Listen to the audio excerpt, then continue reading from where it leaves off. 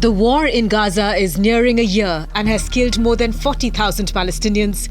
But just 60 miles away, violence has escalated in the West Bank, where more than 600 Palestinians have been killed by Israeli troops since October 2023. Israel Defense Forces are carrying out a massive offensive in the West Bank, launching raids and airstrikes in densely populated civilian areas in Jenin and Tulkarem that have resulted in several casualties. Israel says its military operation is necessary to stem further terror attacks on its territory. But Palestinian leaders have warned that the violence will only lead to dire and dangerous results.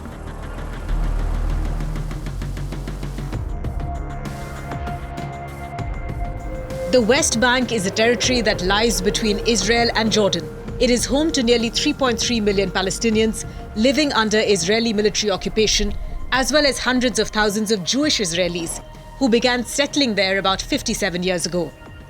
Israel began its occupation after the 1967 Six-Day War. They claim Jews have a biblical and ancestral right to the land. After occupying the West Bank, Israel began establishing its communities there. In the 1990s, Israel and Palestinian factions began a peace process with the aim of establishing a Palestinian state.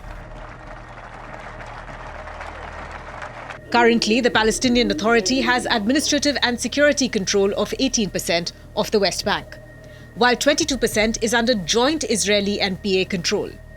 Israel has sole control over the remaining 60%, where most of the Jewish settlers are. In July this year, the International Court of Justice said Israel's presence in the West Bank and East Jerusalem is illegal and called on Israel to end its decades-long occupation. There are more than 700,000 settlers living in the West Bank, spread across 146 settlements. And technically, the presence of every one of them is considered illegal under international law. The expansion of settlements has been a top priority for Israeli Prime Minister Netanyahu's government. They have gone ahead and approved land seizures in the West Bank, despite human rights groups calling it a war crime.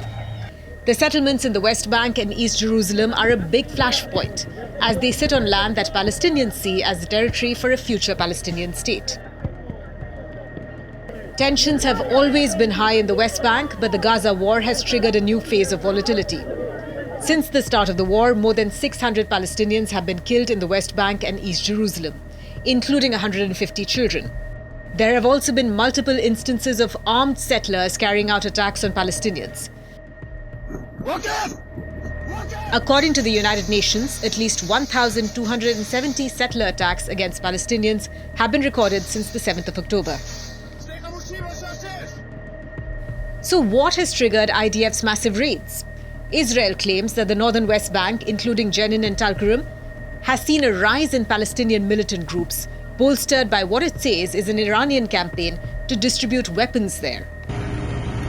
Israel claims the operation is intended to thwart Islamic Iranian terrorist infrastructure, alleging that Iran is attempting to establish an eastern front against Israel.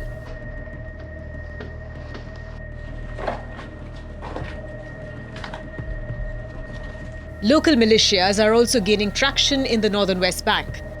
These are groups of disillusioned young men who have grown up under Israeli occupation. They resent the Palestinian Authority as they see it as aiding the Israeli occupation.